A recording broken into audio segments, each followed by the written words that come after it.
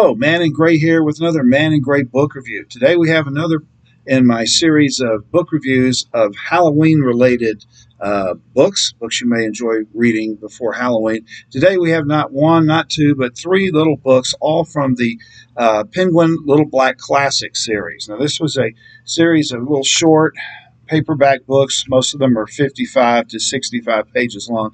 This was a set of 80 volumes that were published in a big box set a few years ago to mark the 80th anniversary of Penguin Books. But all of these volumes are available as separate books.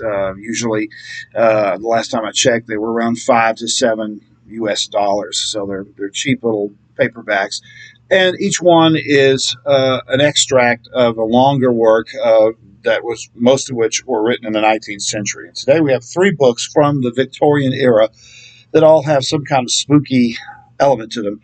The first one is a book by Robert Louis Stevenson, a great Scottish writer, and it's called Olalla. Now, this is either a long short story or a short novella, depending on your definition. This was a story that Stevenson wrote just as he was finishing up Dr. Jekyll and Mr. Hyde, so they both have the same kind of gothic sensibility about them. This story is about a Scottish soldier who's wounded in battle fighting in Spain.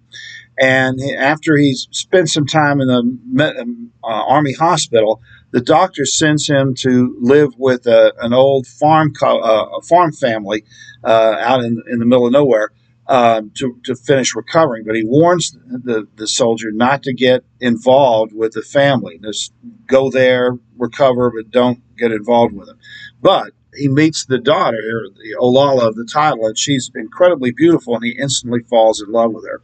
And as he recovers, he begs her to marry him, and he promises to take her away from this rundown farm, and where nothing's going very well. And she acknowledges that she loves him too, but she won't go off with him, and she says that they can't be together. But she doesn't explain why, and she tells him that as soon as he's better, he needs to get away from them. And he doesn't understand. Well, it turns out the reason for all that is this is a family of vampires. And the soldier finds that out the hard way when he accidentally cuts himself when he breaks a window. So it's a kind of an eerie gothic story by one of the masters of Victorian literature. Then we have The Telltale Heart by Edgar Allan Poe. This contains three of Poe's most famous short stories. The title story, The Telltale Heart, was written in I believe in the 1830s, but it still reads like a remarkably modern horror story. It's a story of a psychopath who kills his landlord because he doesn't like the way his landlord looks at him. And then he pulls up the floorboards and buries the body of the landlord under the floorboard. But the old man's heart keeps beating. And in fact, as time goes on, the beating of the heart gets louder and louder and louder until the murderer goes nuts. And well, if he wasn't nuts already, he goes even more nuts and confesses the crime. The second story is possibly the most famous of Poe's stories, The Fall of the House of Usher. This is a story of a brother and sister who live in a rundown mansion. The sister suffers from epileptic seizures where she falls into a coma from time to time. And the brother's hypersensitive to sounds and lights, so he kind of stays in the dark all the time. So a friend, a college buddy, visits the couple in their mansion, and it turns out that what eventually happens is the sister gets accidentally buried alive, which leads to a lot of bad consequences. And the final story is one of my favorites, The Cask of Amontillado, which is set during a Italian festival. And there's this wine snob who's always been insulting the narrator. And so the narrator decides to get back at him. He gets the wine snob drunk, takes him down to a wine cellar, and chains him to a wall, and then walls him up in the wine cellar. He brings a bunch of bricks and mortar and literally walls the guy up so that he starves to death.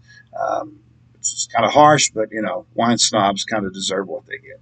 So three classic stories by Edgar Allan Poe. And then the final one is a collection of poetry, Goblin Market by Christina Rossetti, who was the sister of Dante Gabriel Rossetti, the pre-Raphaelite painter. And this this is a very weird poem. It's very different from most of her poems. Most of Rossetti's poems are either poems for children or they're kind of sappy, sentimental, religious poems. The Goblin Market is a story of these two sisters who live together in a forest, and every evening a bunch of goblins come up near a creek and try to sell them fruit. And one of the sisters doesn't have any money, but she offers to pay for her fruit, the fruit with her hair, a lock of her hair. The goblins give her a fruit, and she falls into kind of an ecstatic state. She comes home, and after that, it's like she's got a heroin addiction. All she can think about is the fruit, and her health starts to decline. She starts to age, and the other sister is desperate to do something to save her, because by the time winter gets there, it's obvious that she's dying, and her sister's not going to live long if she doesn't do something. So she scrounges up some money, goes to the goblins, and offers to pay for the fruit that the sister got.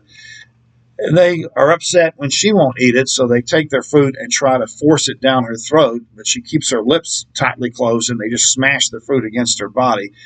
Then she goes home, and the sister licks all the fruit off of her in a very erotically written passage, very strange for Victorian times, and that does the trick. So it's a poem that has, ever since it came out, has been interpreted in various ways. Freud had a field day with this poem.